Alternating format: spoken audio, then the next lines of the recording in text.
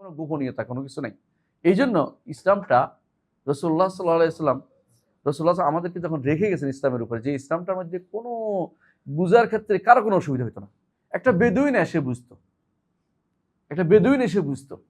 কেমন বুঝতো দেখেন, রাসূলুল্লাহ সাল্লাল্লাহু আলাইহি ওয়াসাল্লাম একটা হাদিস বুঝাই দিচ্ছি। রাসূলুল্লাহ সাল্লাল্লাহু আলাইহি ওয়াসাল্লাম একদিন দরবারে বসা ছিলেন। এমন সময় একজন লোক আসলো, খাবার চাচ্ছে রাতের বেলা। রাসূলুল্লাহ সাল্লাল্লাহু আলাইহি ওয়াসাল্লাম বললেন যে, আমার মেহমানকে কে খাওয়াবে? একজন বলল, ইয়া রাসূলুল্লাহ আমি খাওয়াবো। বাসায় নিয়ে দেখে যে কিছুই নেই। কারণ তখন সাহাবায়ে কেরামের কিছু ছিল না। সত্যি কথা। এখনকার দিন হলে আপনারা সব ইহুদি নাসারা হয়ে যেতেন। সত্য কথা। কিছুই নাই, খাবার নাই। বাচ্চাদের খাবার আছে শুধুমাত্র, ওদেরও খাবার নাই দুইজনের। বাচ্চাদের খাবার আছে। তিনি বললেন, রাসূলের মেহমানকে খাওয়াতে হবে, আমাদের এত কথা চলবে না। তো কি করতে হবে? তো বাচ্চাদেরকে তিনি দেরি করে ঘুম পাড়ায় ফেলছে ওনার স্ত্রী। আর তারা দুইজন খাইতে বসে বাতি নিভাই দিছে। মেহমান খাচ্ছে, ওরা আসলে খায়নি, শুধু হাত নিচে আর আনছে শুধুমাত্র। রাসূলুল্লাহ সাল্লাল্লাহু আলাইহি ওয়াসাল্লাম পরদিন বললেন, কালকে তোমাদের আচরণ দেখে আল্লাহ তাআলা হাসছেন, আল্লাহ তাআলা হাসছেন। সাহাবী ওখানে এক বেদুইন ছিলেন, বেদুইন সাহাবী কি বললেন, যে আল্লাহ হাসেন তে আল্লাহর চেয়ে খারাপ কিছু আশা করি না। আল্লাহু আকবার। যে আল্লাহ হাসেন তার থেকে খারাপ কিছু আশা করি। বেদুইন বুঝছে কি বুঝে নাই? বুঝছে। এখনকার আপনি অনেক মানুষকে দেখবেন যে এই হাদিস বলা যাবে না, এই হাদিসের অর্থ করা যাবে না, এই হাদিসের অর্থ করলে সমস্যা আছে, এটা আপনার বলবে, এই হাদিসের তাবির করতে হবে। বেদুইন যেটা বুঝছে, আপনার সমস্যা কোথায়? রাসূল তো বলতে পারতো যে, এই তুমি আর বোঝার দরকার নেই, এটা আমার গোপন কথা। এটা বলেনি। রাসূল মসজিদে সবাইকে বলেছেন, রাসূলের মসজিদে সবাই বুঝছে কি হচ্ছে না। রাসূল বলেছেন সাহাবায়ে কেরামকে, আমি আরশের কাছে গেছি, রাসূল আল্লাহর সাথে কথা বলেছি, হ্যাঁ উপরে উঠছি। এখন যদি কেউ বলে যে না এটা বলা যাবে না, উপরে উঠার কথা কেমনে হবে, রাসূল কেমনে উঠলো, অথবা সে আল্লাহ আরশের কাছে কেমনে গেল, আল্লাহর সাথে কথা কেমনে বললো, শুনে নাই দেখে নাই, তো কি করবেন আপনি দেখে? হ্যাঁ, তিনি নূর দেখছে বলছে হাদিসে। এলো লুকোচুরি খেলা চলতেছে আমাদের মধ্যে। দিন লুকোচুরি নাই, কোনো দিনের মধ্যে স্পষ্ট সবকিছু। আপনি যেটা বলবেন এটা সবার সামনে যেটা বলতে পারবেন, হ্যাঁ এটা আপনি বুঝেই বলতে হবে, এটাই কথা শুধুমাত্র। যেটা যে বুঝে না তার সামনে যে বুঝে না এটা বলতে পারবে না, কিন্তু রাসূলুল্লাহ সাল্লাল্লাহু আলাইহি ওয়াসাল্লাম বুঝিয়ে বলতেন সবাইকে। তাই বলতেছি, রাসূলুল্লাহ সাল্লাল্লাহু আলাইহি ওয়াসাল্লাম আমাদেরকে আকীদা ও শরিয়া কমপ্লিট করে গেছেন। আল্লাহ তাআলা আয়াত নাযিল করলেন, আল ইয়াউমা আকমালতু লাকুম দীনাকুম ওয়া আতমামতু আলাইকুম নি'মাতি ওয়া রাদিতু লাকুমুল ইসলামা দীনা। আজকের দিনে তোমাদের জন্য তোমাদের দিনকে পূর্ণতা দিলাম এবং তোমাদের জন্য তোমাদের নেয়ামতকেও পূর্ণ করে দিলাম। দুইটা জিনিসই, দিন ও নেয়ামত দুইটাই বলছেন। দিন আগেরকার দিনগুলো ছিল, আগেকার দিন কি ইসলাম, তখনকার আসলে ইসলাম ছিল তখনকার উপযোগী। সর্বশেষ ইসলাম হলো সর্বযুগের সবখানের জন্য উপযোগী। কথা খেয়াল করেন জিনিসটা। কারণ মানুষ যদি কোনো বড় হয়, তার ছোটকালের জামাটা আর গায়ে লাগে না। বুঝে আসছে কথাটা? ছোটকালের জামাটা গায়ে, তখন ওই সময়ের জামাটা গায়ে, কিন্তু একটা সময় আসে তখন জামার আর মাপ বদলাইতে হয় না। ঠিক কিনা? ইসলাম রাসূলুল্লাহ সাল্লাল্লাহু আলাইহি ওয়াসাল্লাম যখন আসছেন, মুহাম্মদ সাল্লাল্লাহু আলাইহি ওয়াসাল্লাম, ইসলাম তখন পূর্ণ রূপে লাভ করেছে। এরপরে আর এটা বাড়বে না কমবে না। বুঝছেন না? এই জন্য কোনো নবীর দরকার নাই, রাসূলেরও দরকার নাই। তবে কি দরকার আছে? রাসূলের আদর্শটাকে প্রচার করার দরকার আছে। রাসূল যা রেখে গেছেন সেটাই বলার দরকার আছে। কোরআনে কারিমে যা আসছে এটাই বলার দরকার আছে। আল্লাহ তাআলা তার বিশাল দায়িত্ব দিয়েছেন, এই জন্য তিনি নিজে নিয়েছেন দায়িত্বটা। কি? ইন্না নাহনু নাযালনা যিকরা ওয়া ইন্না লাহু লাহাফিজুন। এই জিকির আমরা নাজিল করেছি, এর হেফাজত আমরা করব। কোরআনের হেফাজত তিনি করেছেন, হাদিসের হেফাজত তিনি করেছেন। সুতরাং যেগুলো বানোয়াট, যেগুলো মানুষ বানাবে সেগুলো কিন্তু অটোমেটিকলি বাদ পড়ে যাবে। যারা কোরআনিস্ট আছে, তথাকথিত কোরআন মানে হাদিস মানি না বলে, ওরা কি বলে, কোরআন তো আল্লাহ হেফাজত দায়িত্ব দিয়েছে, হাদিস তো হেফাজত দায়িত্ব নেয় না, এটা মিথ্যা কথা বলছে। কারণ আল্লাহ তাআলা দুটোই হেফাজত দায়িত্ব নিয়েছেন এবং এমন লোকদেরকে আল্লাহ এই হাদিসের হেফাজত করার জন্য নির্ধারণ করেছেন, যারা আপনি কোনোদিন তাদেরকে আপনি মনে করবেন এটা কোন জিনিস, কিভাবে হলো চিন্তা করবেন। যারা 40,000 হাদিস মুখস্থ পারতো, সনদ হাদিস এতগুলি কিন্তু নাই, যে হাদিস এতগুলো নেই, অর্থ কি এত হাজার হাদিস কেমন হইলো? 1 লাখ হাদিস কইতো, কেমন 1 লাখ হাদিস হইছে? আমরা এখন দেখতে পাই হাদিস সংখ্যা 16,000-এর বেশি হবে না সব মিলাইয়া। তাহলে বাকিগুলো কি? সনদ। মানে এক একটা সনদে কয় সনদে আসছে হাদিসটা। আমি কিছুদিন হাদিস নিয়ে গবেষণা করে আমি বুঝছি, সুবহানাল্লাহ, আল্লাহ তাআলা তাদেরকে যে যোগ্যতা দিয়েছেন, যেভাবে যে হাদিসটা আমি যদি বলি যে ইবনে ওমর থেকে আসছে, ওরা বলতে পারতো যে ইবনে ওমর থেকে আসে না, তুমি মিথ্যা বলতেছো। মানে কারণ এই হাদিস ইবনে ওমর থেকে রিওয়ায়াতে মিলাইতে পারবে না তারা, তাদের কাছে সনদগুলির জাংশন আছে। আপনি যদি বলেন যে রেলে করে আমি বলা গেছি, আপনি ওই মানুষ কি বলবে? পাগল, রেলে করে বলা যাওয়ার জায়গা না, রেলে করে লাকসাম যাইতে পারো তুমি। কথা বুঝেন? জাংশন আছে কিছু। হাদিসের জাংশন এত মারাত্মক জাংশন, ইমাম বুখারী রহমতুল্লাহ আলাইহি পরীক্ষা করছে, আপনারা জানেন কিরকম পরীক্ষা করেছে, যে সমস্ত উল্টাপাল্টা করছে, উল্টাপাল্টা করে বলেন তো এটা এই হাদিসে অমুক হাদাসানি ফুলান ফুলান, কারণ এটা কোনো এইভাবে না, তো এটা কি হাদিসের সনদ হলো এরকম ওইভাবে। ওরা বুঝে যে এটা জাংশন কোনখান দিয়ে গেছে, আপনি এটা অন্য দিক দিয়ে নিতে পারবেন না, যতভাবে আপনি ঘুরান না কেন কবে এটা ঠিক হয় না, অমুকে ভুল দিচ্ছেন আপনি। এটা হলো আল্লাহ তাআলা বিশেষ ব্রেন তাদেরকে দিয়েছেন। এখন যে ব্রেনের লোক, তারা যদি কোনো আপনি না পান, নিজে না পারেন, আপনি অস্বীকার করবেন? যে ডাক্তার বলে যে এই লোকের হয়েছে, রোগ হয়েছে, কি রোগ, ক্যান্সার হয়েছে, আপনি বলেন যে আমি তো ভালোই দেখতে পাচ্ছি, ডাক্তারের কথা ঠিক না, তাহলে এটা ঠিক, আপনি ভালো দেখার তো কাজে আসে না, ডাক্তার যেটা বলছে তো দেখে শুনে পরীক্ষা করে সে বলছে, এবং তাকেও যদি বলেন যে সেটা বুঝে না, তাহলে আপনার হাস্যকর হবেন, ডাক্তারই বুঝে, কারণ এই ফিল্ডের লোক সে। এই যারা বলে হাদিসের বিষয়ে যারা বলে যে আল্লাহ তাআলা হেফাজত দায়িত্ব নেয় না, মিথ্যা কথা বলছে। আল্লাহ তাআলা দুইটাই দায়িত্ব নিয়েছেন, এই জন্য আল্লাহ তাআলা ওই ব্যাপারে লোকও সেট করেছেন। মোহাম্মদ ইবনে সাঈদ নামে এক ব্যক্তি ছিল, মোহাম্মদ সাঈদ আল মাসলুম, তাকে শুলে চড়ানো হয়েছে, কি জন্য? সে হাদিস বানাতো, আমি কথাটা বোঝার জন্য বলতেছি, হাদিস বানাতো।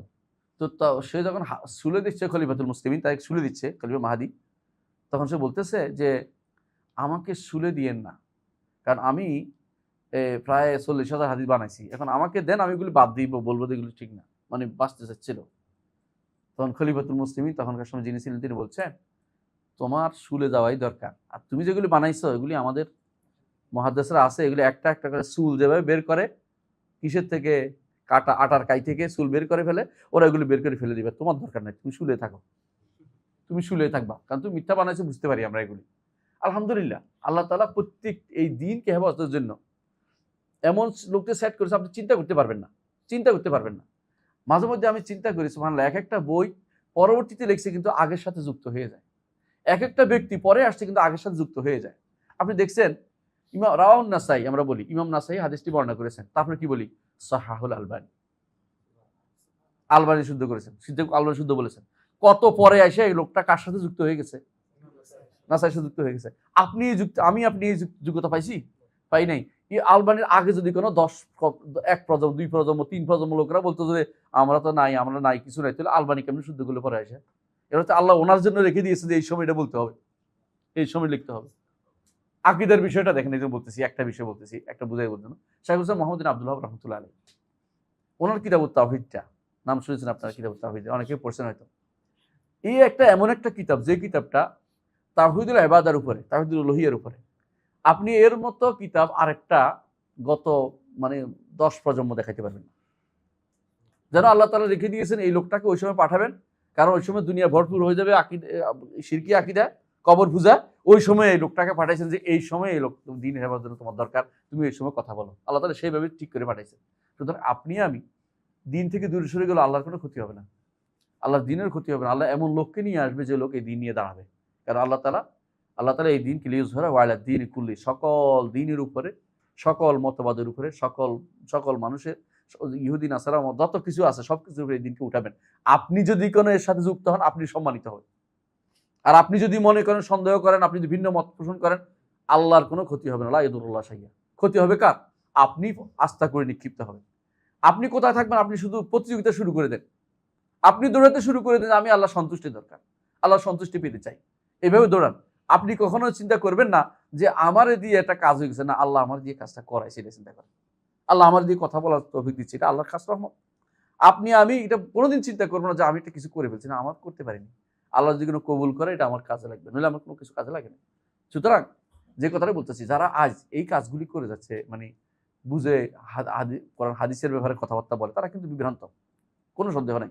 এবং তারা বেশিরভাগই দেখবেন আলেম না, যে ফিল্ডের লোক না, সেই ফিল্ডে কথা বলে, বেশিরভাগই হয় ডাক্তার, নয় তথাকথিত কেউ বক্তা, এগুলো চালু করে দিচ্ছে। এগুলি যেই কথা বলতে চাচ্ছিলাম, আল্লাহ তাআলা যুগে আল্লাহ রাসূলুল্লাহ সাল্লাল্লাহু আলাইহি ওয়াসাল্লাম আমাদেরকে কিন্তু পুরোপুরি দ্বীনের সম্পূর্ণ দ্বীন আকীদা সব বর্ণনা করে গেছেন। আল্লাহ সম্পর্কে বলেন না, এটা হতে পারে না। যে নবী আমাদেরকে বলে গেছেন যে কিভাবে বাথরুম সারতে হবে, বলে গেছেন কিনা? কি বলছেন? তিনি বলেছেন যে আমরা যেন বাথরুমে ঢোকার দোয়াটা পড়ি, তাই না? তারপরে যখন বের হই দোয়াটা পড়ি, বলছেন। তারপরে 3টি লীলা নিতে বলছেন কিনা? তারপরে এইভাবে প্রত্যেকটি বাম হাতে ব্যবহার করতে বলছেন কিনা? বাম হাত ব্যবহার করতে বলছেন। আপনি কি চিন্তা করেন, এত ছোট্ট জিনিসটাও বলে গেছেন। এই জন্য এক সাহাবীকে, সম্ভবত সালমান ফারসি রাদিয়াল্লাহু আনহু, তাকে বলছিলেন একজন ইহুদি যে তোমাদের নবী কি তোমাদেরকে সব শিক্ষা দিছে, বাথরুম করা শিক্ষা দিছে? তিনি বলছেন আজাল, অবশ্যই আমাদের নবী আমাদেরকে সেটা শিক্ষা দিয়েছেন। আজাল অর্থ হলো এটাই, তুমি কি কও, অবশ্যই এটা শিক্ষা দিছে, অবশ্যই বলো আজাল বলে, অন্য কারণ হয়তো নাম বলতো, অবশ্যই শিক্ষা দিছে ওইটা আজাল, যে অবশ্যই শিক্ষা দিছে এটা কি, আমাদেরকে তিনি এইভাবে এইভাবে করতে বলেছেন। যেই নবী আপনাকে বাথরুমের আদব শিক্ষা দিছে, শোয়ার আদব শিক্ষা দিছে, সন্তানের সাথে কথা বলার শিক্ষা দিছে, স্ত্রীর সাথে কথা বলার নিয়ম শিক্ষা দিছে, আপনাকে হাঁটার নিয়ম শিক্ষা দিছে, বাজারে যাওয়ার নিয়ম শিক্ষা দিছে, মুলাবুলি করার নিয়ম শিক্ষা দিছে, আপনাকে কোনোদিনই বাদ দেয় নাই। সেই নবী আপনাকে আল্লাহ সম্পর্কে শিক্ষা দেয় নাই? নাকি ওইটা গোপন রেখে দিছে? নাকি বলেন তোমরা বুঝবা না, এমন একটা লোক আসবে, হ্যাঁ 200-300 হিজরির পর একটা লোক আসবে, 320-330 হিজরির পর একটা লোক আসবে, সে কিন্তু আমার কোরআনের ব্যাখ্যা দিবে, তোমরা কিন্তু ব্যাখ্যাটাকে দিও না, সাবধান, তোমরা অর্থ করিও না। সুবহানাল্লাহ, এটা কোনোদিন হইতে পারে না। এটা হচ্ছে এটা আল্লাহ সম্পর্কে, আল্লাহ সম্পর্কে খারাপ ধারণা, রাসূল সম্পর্কে খারাপ ধারণা, সাহাবা কেরাম সম্পর্কে খারাপ ধারণা, তাবেঈদের সম্পর্কে খারাপ ধারণা। কেন খারাপ ধারণা? যে এরা আমাদের কিছু বুঝায় নাই। যেখানে আল্লাহ তাআলা এই দিনকে পূর্ণতা দেওয়ার জন্য এই দিনকে পূর্ণতা দিয়েছেন, পরিপূর্ণভাবে দিয়েছেন, এবং এই দিনকে হামি করে পাহারাদার করে সাহাবায়ে কেরামকে আল্লাহ ওই সময় বাছাই করে নিয়েছেন। সাহাবায়ে কেরামকে বাছাই করে নিয়েছেন। প্রিয় ভাইরা, আমরা ওই সময় থাকলে বেয়াদবি করতে পারতাম, এই জন্য আল্লাহ ওই সময় পাঠায় নাই। দুনিয়ার সবাই, আপনি আবু জাহেল হইতেন না, এর নিশ্চয়তা কোথায়? আল্লাহ তাআলা যে আপনাকে যখন পাঠায়, এই জন্য শুকরিয়া দেখেন, আল্লাহ তাআলা যেটা করছেন এটাই ঠিক। আপনি কখনো আল্লাহর হিকমতের বিরুদ্ধে কথা বলেন না। আমি এমন এক সময় আল্লাহ তাআলা আমাদের পাঠিয়েছেন যে এই সময় দরকার, এই সময় দরকার, ঠিক টাইম মতো পাঠাইছে। আল্লাহ তাআলা সাহাবায়ে কেরামকে বাছাই করে নিয়েছেন। আমার কথা নয়, ইবনে মাসউদ রাদিয়াল্লাহু আনহু বলেছেন, উলাইকা আসহাবু রাসূলিল্লাহ সাল্লাল্লাহু আলাইহি ওয়াসাল্লাম ইখতারাহুমুল্লাহু লিসুহবাতি নবী। এ হচ্ছে সাহাবায়ে কেরাম যাদেরকে আল্লাহ তাআলা তার নবীর সোহবতের জন্য আল্লাহ তাআলা ইখতিয়ার করেছেন, পছন্দ করেছেন। এর অর্থ হচ্ছে সাহাবায়ে কেরাম রিদওয়ানুল্লাহি আলাইহিম আজমাইনকে আল্লাহ তাআলা বাছাই করে নিয়েছেন যে কিয়ামত পর্যন্ত যত মানুষ আসবে, যে নবীর সাথী কারা হতে পারে, নবীর সাথী হওয়ার যোগ্যতা কাদের আছে, এবং বিপরীতটাও আনি দেখিয়েছেন, নবীর সাথে শত্রুতা কারা করে, তাদের বড় শয়তানটা কে আছে, যারা পরবর্তীরা যেন বড় শয়তান থেকে দূরে থাকে, বড় গোষ্ঠীর এদের পথ না নেয়, ওদের পথ নেয়। সিরাতাল্লাযিনা আনআমতা আলাইহিম, ওই পথটা নেয় যেই পথটা নেয়ামতের পথ, যেই পথটা আমার নেয়ামতের পথ, ওই পথটা না নেয় গায়রিল মাগদুবি আলাইহিম ওয়ালাদ-দাল্লিন, ওই পথটা যেন না হয় যাদের উপর ক্রোধান্বিত, তাদের যারা পথভ্রষ্ট, বরং যারা হেদায়েতের আলোর উপর আছে সেই পথটা যেন নেয়। সেভাবে আল্লাহ তাআলা আমাদেরকে এই এই এই নবী সাহাবায়ে কেরামকে ওই সময় পাঠিয়েছেন, এবং ওই সময় তার বিপরীত পক্ষও শক্তিশালী ছিল। উভয় পক্ষে পাঠিয়েছেন দেখানোর জন্য পরবর্তীতে দুইটা সাইডে থাকবে, হ্যাঁ 3টা সাইড হয়। রাসূলের যুগে 3টা মানুষ ছিল, এক ভাগ ছিলেন মুমিন, এক ভাগ ছিল কাফের, এক ভাগ ছিল মুনাফিক। এখনো 3 সাইড আছে ভাই। ঈমানদার দাবি করবে আল্লাহর বিধানকে মানতে চাইবে না, ঈমানদার দাবি করবে কোরআনকে প্রতিষ্ঠা করতে চাইবে না, ঈমানদার দাবি করবে কোরআনের কথা বললে তাদের কাছে মন খারাপ হয়ে যায়, ঈমানদার দাবি করবে আর যেখানে নারীদের পর্দার কথা বললে মন খারাপ হয়, দাড়ির বাচ্চাদের ছেলেদের দাড়ির কথা বললে মন খারাপ হয়ে যায়, ওই সমস্ত লোকগুলি আসলেই মুনাফিক টাইপের, এগুলি মুনাফিক টাইপের। 3 শ্রেণীর লোকে থাকবে। আপনি কার অনুসরণ করবেন, আপনি সিদ্ধান্ত নেবেন যে আমি অনুসরণ করতে চাই কার, সিরাতাল্লাযিনা আনআমতা আলাইহিম। এর দলিল কি? মিনান নাবিয়্যিন, অন্য আয়াতে আল্লাহ বলে দিয়েছেন মিনান নাবিয়্যিন ওয়াস সিদ্দিকিন ওয়াশ শুহাদা ওয়াস সালিহিন। এই 4 শ্রেণী হচ্ছে নেয়ামত প্রাপ্ত নবী, সিদ্দিক, শহীদ এবং আল্লাহ নেককার বান্দারা। এবার আপনি চিন্তা করবেন এদের পথ চলবেন নাকি আপনি আবু জাহাল আবু লাহাবের পথে চলবেন? নবীর কথা শুনবো না, যে বলছে যে মুহাম্মাদান আবাইনা, কে বলছে? ওয়া দীনাহু কালাইনা। উম্মে জামিল আবু লাহাবের স্ত্রী, যখন আয়াত নাজিল হলো যে তাব্বাত ইয়াদা আবি লাহাব, শেষ পর্যন্ত তার স্ত্রীর হাম্মালাতুল হাতাব, সে লাকড়ি কুড়ায় অথবা সে তার গীবত করে বেড়ায়, তখন সে আসে বলতেছে মুহাম্মাদান আবাইনা ওয়া দীনাহু কালাইনা, মুহাম্মদকে অস্বীকার করলাম, তার দিনকে ঘৃণা করলাম, এগুলি বলতে থাকলো। বুঝেন না? সেই যুগেও এরকম মানুষ ছিল, এখনো এরকম মানুষ থাকবে। কিন্তু আপনি কি করবেন? আপনি সিদ্ধান্ত নেবেন আমি কি নেকের পথে চলবো, না নবীদের পথে চলবো, না আমি খারাপের পথে চলবো। এটা আপনি সিদ্ধান্ত নেওয়ার বিষয় রয়েছে। মুহাম্মদ রাসূলুল্লাহ সাল্লাল্লাহু আলাইহি ওয়াসাল্লাম এই অবস্থায় রেখে গেছেন, একেবারে দিনকে পূর্ণ করে, আকীদাকে একদম হুবহু যা দরকার সব বর্ণনা করে গেছেন। শেষে রাসূলুল্লাহ সাল্লাল্লাহু আলাইহি ওয়াসাল্লাম আরাফার মাঠে সমস্ত সাহাবায়ে কেরাম যারা ঈমান আনছে তাদের সামনে কি করেছেন? যারা বাকি অল্প কয়েকজন ছাড়া বেশিরভাগ যারা ইমান তারা আসছে, হজে আসছে, তাদের সামনে তিনি সাক্ষী বলেছেন, আমি তোমাদেরকে হাল বাল্লাগতু, প্রচার করেছি কিনা, সবাই সাক্ষ্য যে আপনি প্রচার করেছেন, বাল্লাগতা, আপনি অবশ্যই আপনি সবকিছু প্রচার করেছেন। তাহলে সেখানে রাসূলুল্লাহ সাল্লাল্লাহু আলাইহি ওয়াসাল্লাম আল্লাহ সম্পর্কে প্রচার করেন নাই? করেছেন। এই আল্লাহ সম্পর্কে প্রচারটার নাম হলো আকীদা। আমি বারবার বলছি কি? আল্লাহর সত্তা, নাম, গুণ, কর্ম, অধিকার। এইখানেই আমাদের যত বিপদ হয়েছে। আমি একটা একটা করে আলোচনা করব, বেশি লম্বা করব না। সাহাবায়ে কেরামের প্রাথমিক যুগে এই বিষয়টা নিয়ে কেউ কথা বলার সুযোগ পায়নি। আবু বকর ওমরের সময়ও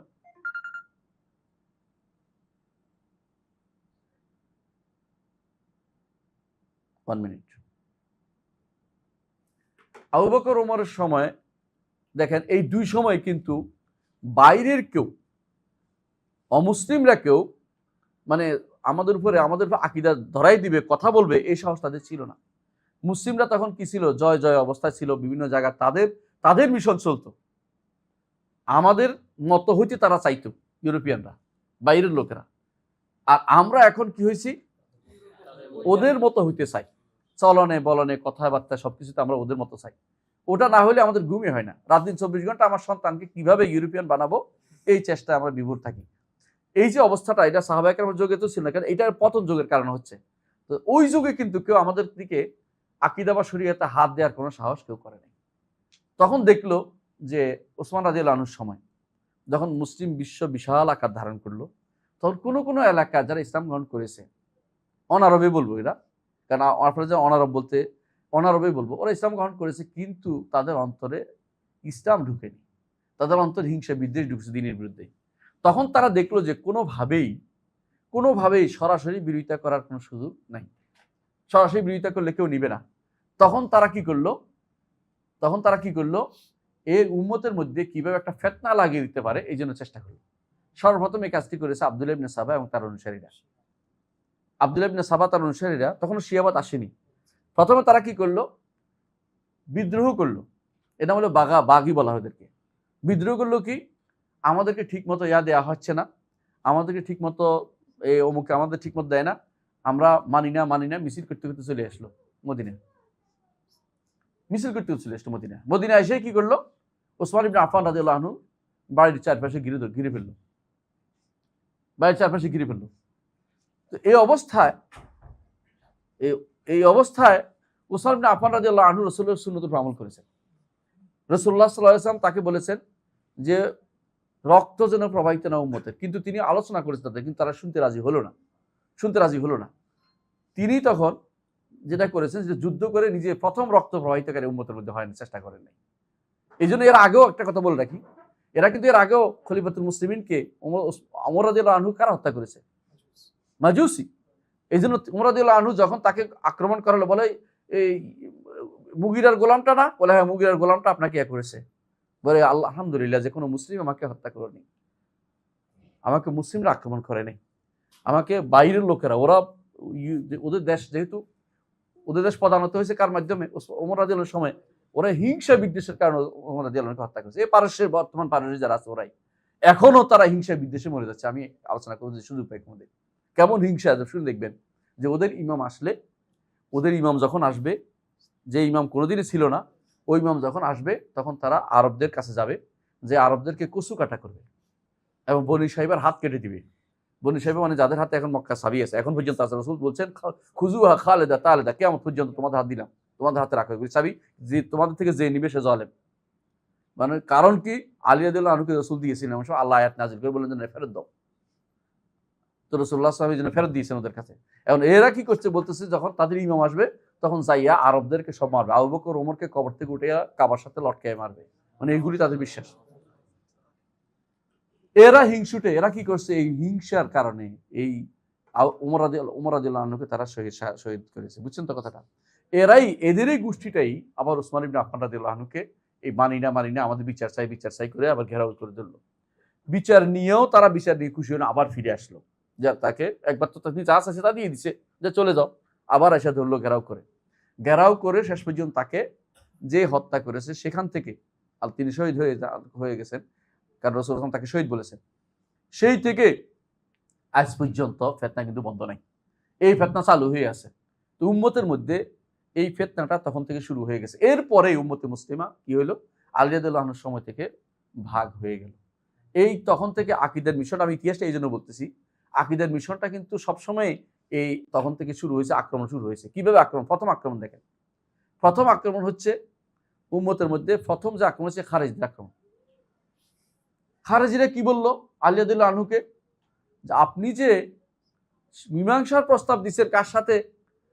মুআবিয়া রাদিয়াল্লাহু আনহুর সাথে, এটা তো আপনি কাফের হয়ে গেছেন। নাউজুবিল্লাহ। তিনি তখন আব্দুল্লাহ ইবনে আব্বাসকে পাঠালেন যে ওদেরকে বুঝিয়ে বলো, মীমাংসার প্রস্তাবে কাফের হয় না, কারণ ইনিল হুকমু ইল্লা লিল্লাহ, হুকুম তো আল্লাহ দিবে, আল্লাহকে হুকুমকে আল্লাহ আসমান থেকে নিজে ধারপাস করে ফেলবে, তো এটা নবীদের মাধ্যমে তো দিবেন, কোরআনের মাধ্যমে হাদিসের মাধ্যমে জানিয়েছেন।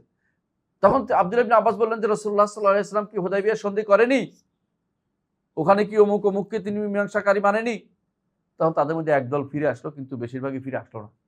তারা আবার তিনি আরো বুঝাইলেন, কিছু আসলো, তারপর রয়ে গেল 4000-এর মতো কিছু রয়ে গেল, বেশি না। এরা আবার নাহারাওয়ানে একত্র হইলো। নাহারাওয়ান এক জায়গার নাম। আলী রাদিয়াল্লাহু আনহু বললেন যে তোমাদের সাথে আমার একটা চুক্তি হলো, তোমরা যা করছো করে চুপ থাকো, কথা বলিও না, মানুষকে মারিও না। কিন্তু তারা আব্দুল্লাহ ইবনে খাব্বাব ইবনে আরাত রাদিয়াল্লাহু আনহু তাকেও মারলো, তার স্ত্রীকে পেট কেটে বাচ্চা বের করে মারলো, কইল কাফের। তখন আলী ইবনে আবি তালিব রাদিয়াল্লাহু আনহু যে আমার তোমাদেরকে দমন করা ফরজ হয়ে গেছে। আচ্ছা, এই দমন যে করছে খারেজিরা, ওদের কি কাফের বলবেন? কেউ কেউ কাফের বলেছে আমি জানি, কিন্তু আসলে আমরা তো কাফের বলছি না। কিন্তু বোঝা গেল যে আকীদার ব্যাপারে ছাড় দেওয়া যায় না। উনি কিন্তু এখানে ছাড় দেয় না। একজন খলিফাতুল মুসলিমিন, যিনি খলিফা বলে রাসূল ঘোষণা করে গেছেন, সেই খলিফা কার বিরুদ্ধে নামছে? আকীদার বিরোধীদের বিরুদ্ধে নামছে। তাকফীর করেই তো মারছো তোমরা। খাব্বাব ইবনে আরাতের সন্তান, তাকে এবং তার স্ত্রীকে এবং বাচ্চা মারি ফেলছো, পেট কেটে মারি ফেলছো। কি জন্য? তাকফীর করে, কাফের করে। আজও আমাদের দেশে একটা গোষ্ঠী আছে যারা এই কাজেরই লিপ্ত রয়েছে। কেমনে কাফের বানাবে, কেমনে কাফের, সারাদিন শুধু তাকফীরের মধ্যে লিপ্ত আছে। শুধু এমনকি জোর করে কিছু ক্ষমতা দখল করে চিন্তা করে, জোর করে এটা করবে, জোর করে এটা করবে। এগুলো ইসলামী নিয়ম কোনোদিনই ছিল না। জোর করে যে আপনি জোর করে একজন কাফের বানাবেন, তারা ধরে এনে করবো, অথবা জোর খাটাইতে হইব। কেউ কেউ তো দেখি ভাষণ দিচ্ছে এখন জোর খাটাইতে হইব, জোর করে করতে হইব। ইসলামে তো এই নিয়ম কোনোদিনই ছিল না। ইসলাম হচ্ছে জোর করতে পারবেন আপনি কোথায়? আপনার অধীনস্থ লোকদের মাঝে, আপনার পরিবার আপনি জোর করবেন। নামাজ পড়তে হবে, তোকে উঠাই দিবেন চুল ধরে, উল্টো নামাজ পড়তে হবে, বেনামাজি থাকা যাবে না। কিন্তু আপনি পাশের বাড়ির লোকটা কি জোর করে হাত মারতে পারবেন, থাপ্পড় দিতে পারবেন? নাকি রাস্তার মধ্যে পুলিশে যায় আপনি কিছু বলতে পারবেন? কিন্তু বলতে পারছেন না। এখানে কিন্তু ঘৃণা করবেন মুখ দিয়ে, যেহেতু ঘুষখোর, ঘৃণা করবেন। যদি জানেন, না জানলেও খারাপ ধারণা করা যায় নাই। আপনি বুঝতে পারলেন যে এই হচ্ছে তখনকার ফিতনাতে শুরু হয়েছে এই খারেজিদের ফিতনা, প্রথম ফিতনা উম্মতের মধ্যে। এই ফিতনা আজও চলছে। কিছুদিন পরেই বিপরীত পক্ষ দাঁড়িয়ে গেল। খারেজির বিপরীত কি? আলীর পক্ষ নিয়ে এক গোষ্ঠী দাঁড়িয়ে গেল। এরা হলো শিয়া। এই শিয়া গোষ্ঠী কি এখনো আছে? নাই বলেন না। এই ফিতনা চলছে, এটা বিশাল উম্মতের। এই ফিতনা এমন ভাবে চলছে এখন, খারেজিরা এখন কিন্তু রাষ্ট্র আছে। খারেজি জানেন তো, খারেজিদের এখন একটা রাষ্ট্র আছে, ওমান। ওমান কিন্তু খারেজিদের রাষ্ট্র। কিছুদিন আগ পর্যন্ত খারেজিদের রাষ্ট্র ছিল লিবিয়া, সিরিয়া, কিন্তু সব খারেজিদের রাষ্ট্র ছিল। এগুলো এই মারামারির পরে এখন এর মধ্যে কিছুটা সালাফিয়া ঢুকছে। এরা উল্টা পাল্টা ছিল, বেশিরভাগ কথাবার্তা বলতে পারতো না কেউ। এই লিবিয়া, এই তিউনিসিয়া, এই এলাকাতে খারেজিদের রাজত্ব ছিল একটা সময় পর্যন্ত। খারেজিরা দুই ভাগ ছিল, এক ভাগ ছিল ওমানে, এক ভাগ ছিল ওখানে, মানে জাঞ্জিবারে, এই লিবিয়া জাঞ্জিবার দিকে।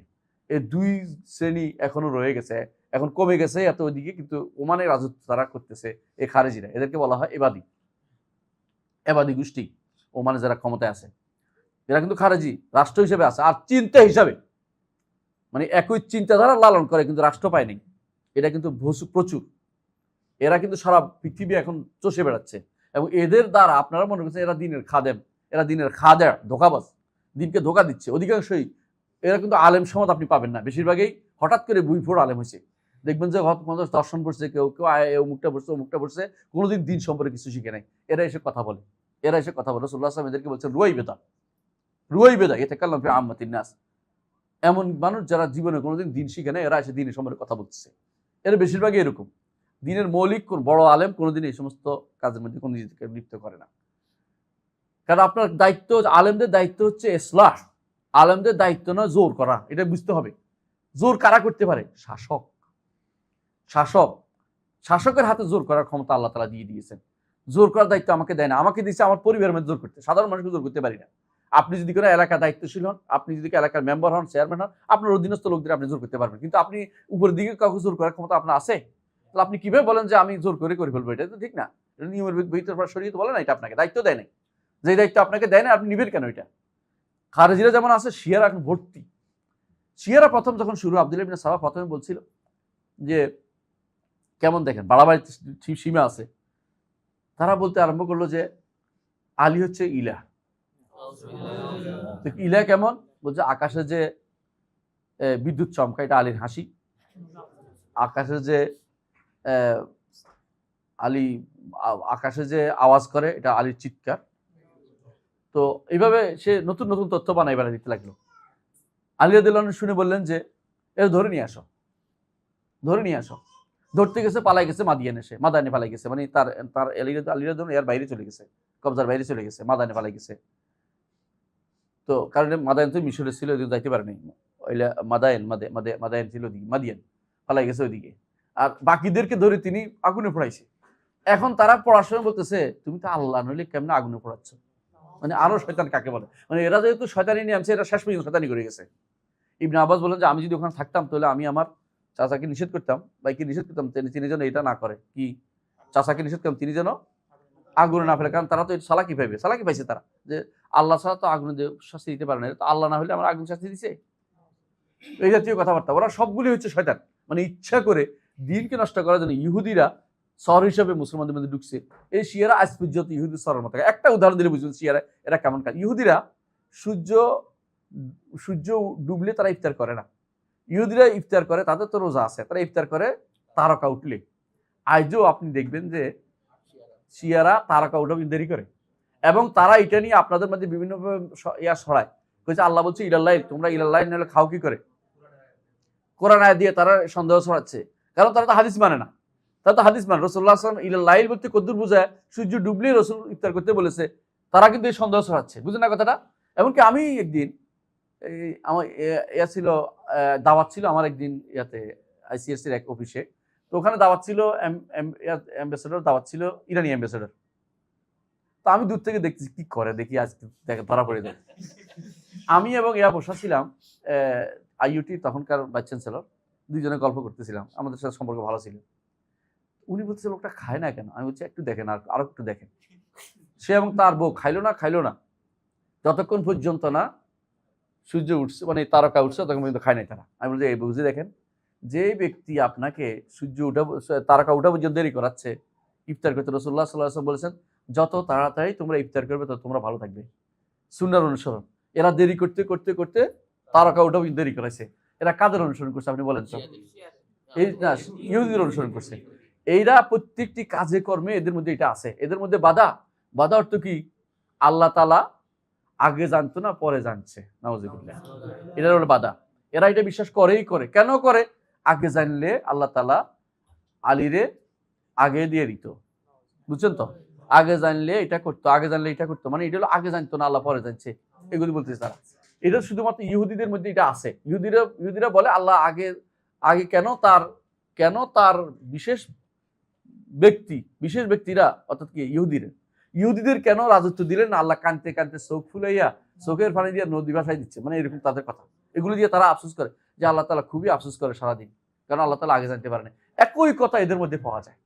ইহুদিরা বলে ফিরে আসবে তাদের লোকেরা, শিয়ারাও বলে তাদের ইমামরা ফিরে আসবে, তাদের ইমামরা সবাই ফিরে আসবে যখন তাদের কায়েম অর্থ হলো যেটা কোনদিন ছিল না, গর্তে ঢুকেছে বলে, সে যখন বের হবে তখন আবার সবাই চলে আসবে, আয়সা তখন আনন্দ উল্লাস করে তখন তারা আরবদের কচুকাটা করবে, মানে আরবদের বিরুদ্ধে তাদের সব ষড়যন্ত্র সবকিছু আরবদের মারবে তারা। কেন?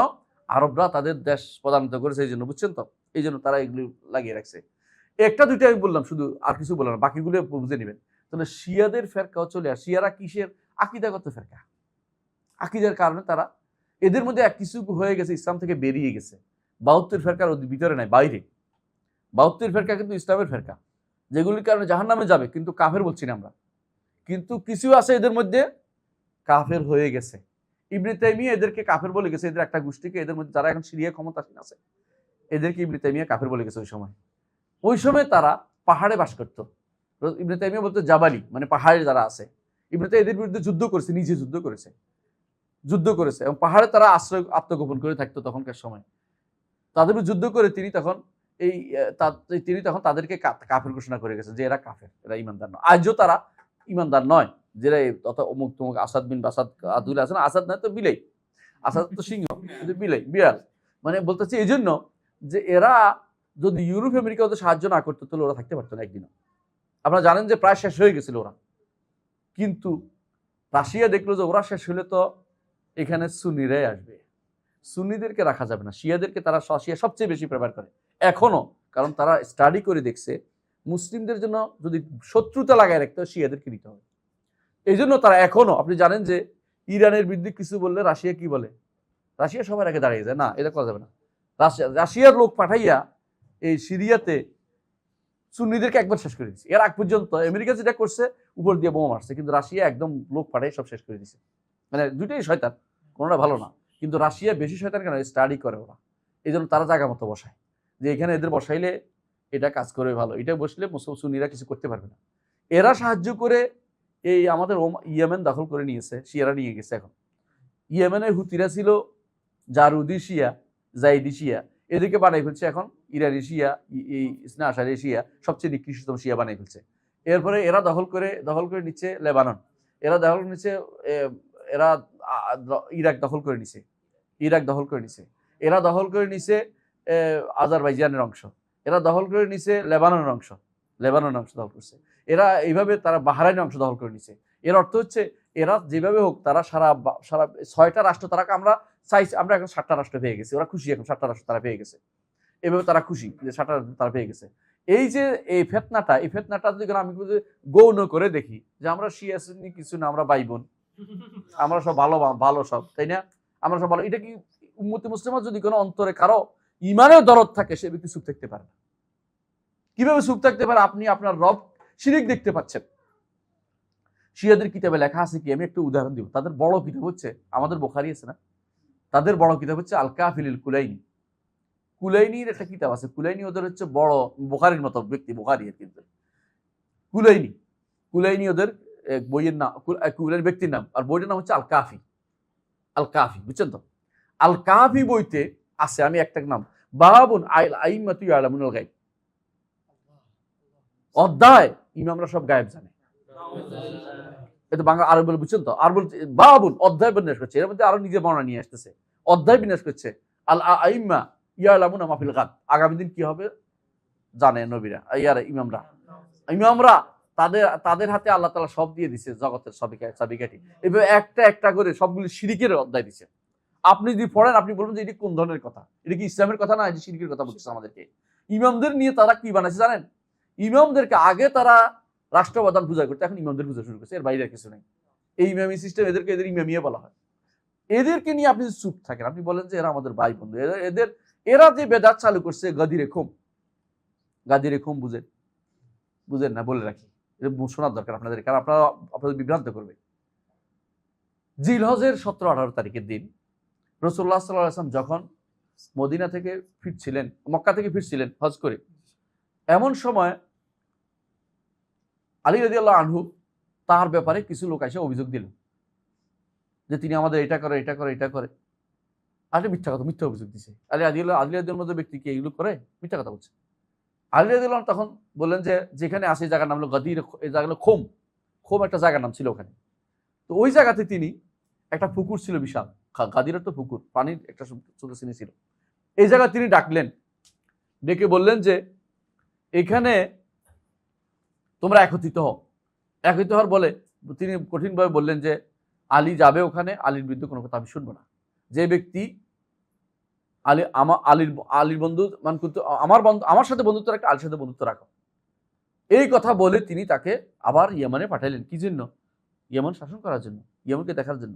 এই যে তাকে যে বলছেন, এটা নিয়েই ইরানিরা, শিয়ারা এখন মহা খুশি যে তাকে তো খলিফা নির্বাচন করে গেছে, কিসের খলিফা, বুঝছেন তো কথাটা? এটা দিয়ে তারা দাবি করতেছে, এটা তারা এখন ঈদ বানাই ফেলছে।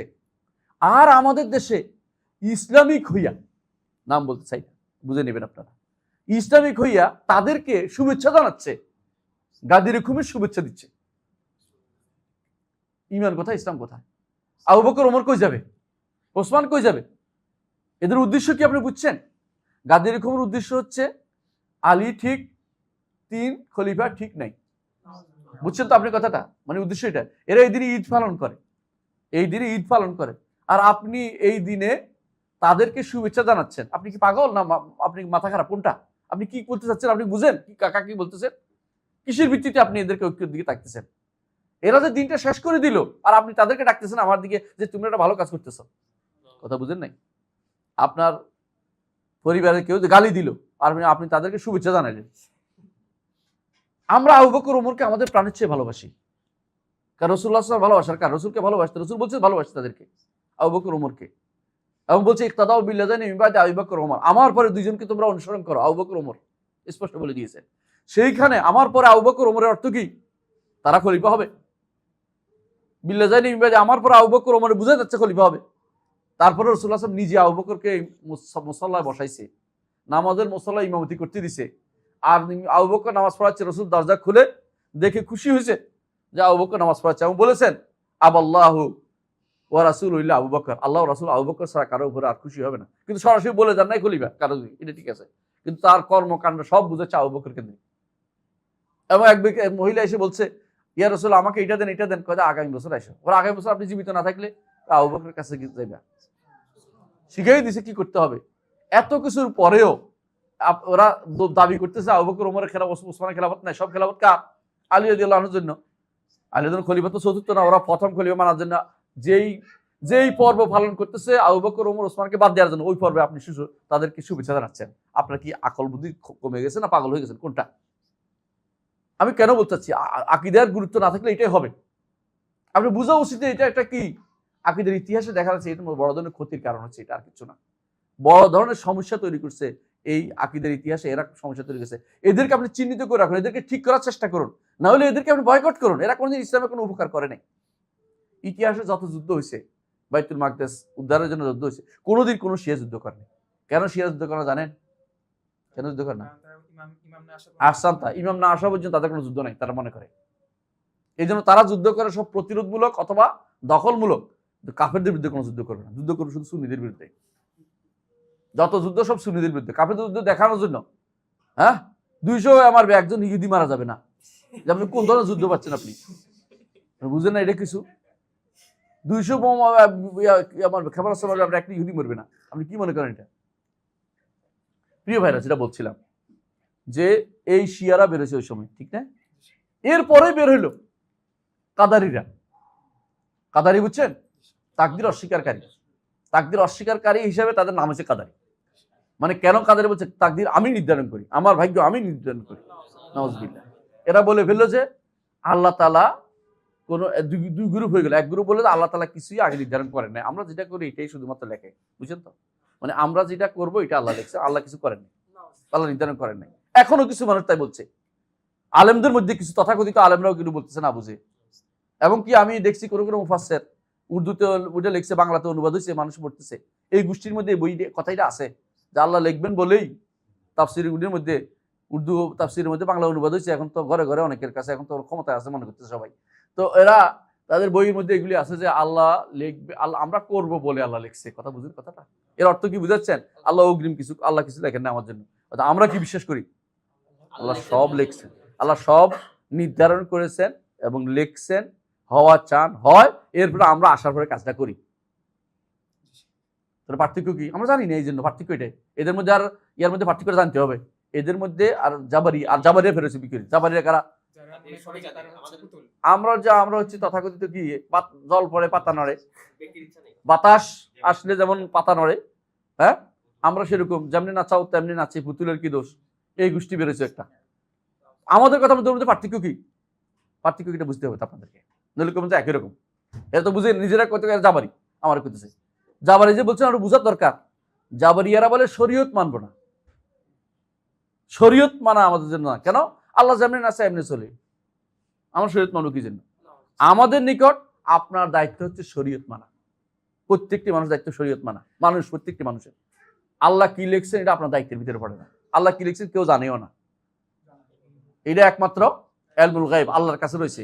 আল্লাহ কি নির্ধারণ করেছেন, কি লিখেছেন, কি চাইছেন, কি সৃষ্টি করেছেন, কিছু জানি না আমরা আল্লাহ তাআলা যেটা জানা সেটা জানি। আমাদেরকে বলছে শরিয়া মোতাবেক চলতে। আল্লাহ বলে দিয়েছে, তার নবীকে বলছে সুম্মা জাআলনা কালা শরিয়াতিন মিনাল আমরি, আপনাকে তারপর আমরা আল্লাহ শরীয়তের উপর রেখেছি। বলে নাই যে আপনাকে গায়েবের খবর দিচ্ছে, আপনার কি ঈমানদার হবে। আল্লাহ শুধুমাত্র একজনের কথা বলে দিয়েছেন কোরআনে, তিনি হচ্ছে আবু লাহাব।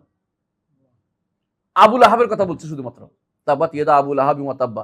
ওরে ওই ব্যক্তি বলতে পারতো যে আমারে কেন আল্লাহ উঠে লিখলো। এছাড়া আর কারো ব্যাপারে কেউ বলতে পারে না কি হয়েছে। তার সবাইকে বলছে যে আমি কি লিখছি আল্লাহ তার কাছে লেখা আছে, আপনার দায়িত্ব হচ্ছে শরিয়া মোতাবেক আমল করা। কিন্তু জাবারিরা কি বলে, যেহেতু আল্লাহ লেখছে এটা আমি আর কি করবো, আমার কি করার আছে। এইটা তো জাবারিদের কথা। কাদারিরা কি করে, আল্লাহ কিছুই লেখেন, আমি সবকিছু করি। দুই গোষ্ঠীর মাঝখানে হচ্ছে হক আহলে সুন্নাত জামাত। কি আল্লাহ লেখছেন সব, নির্ধারিত, কোনো কিছু অনির্ধারিত নাই। রাসূলুল্লাহ সাল্লাল্লাহু আলাইহি ওয়াসাল্লামের কাছে সাহাবীরা এই প্রশ্ন করতেন, ইয়া রাসূলুল্লাহ, আমরা এখন যা করি এটা কি আল্লাহ এখন লিখছে নাকি আগেও লিখছে? সব কিছু লিখে আল্লাহ কলম শুকিয়ে গেছে, জাফাল কলম বিমান তালাক, তোমার যা হবে সব আল্লাহ কলম শুকিয়ে গেছে।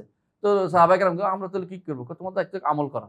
আমালু ফাকুলুল মুয়াসসার লিমা খুলিকা লাহ। আমি যেটা বলছি এটা হাদিসের কথা বলছি ভাই।